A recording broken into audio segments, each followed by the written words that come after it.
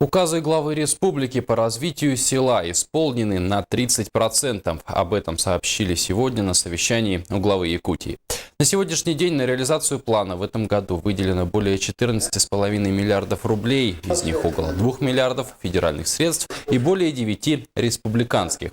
Развитие села идет практически во всех направлениях. Так, в этом году должны ввести в эксплуатацию 35 котельных, 9 школ, 20 объектов дошкольного образования, более 160 тысяч квадратных метров жилья, 54 километра автомобильных дорог.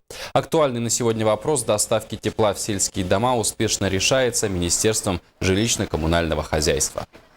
Министерство жилищно-коммунального хозяйства и энергетики республики подключено 834 частных домов с централизованным источником теплоснабжения. План выполнен на 167%.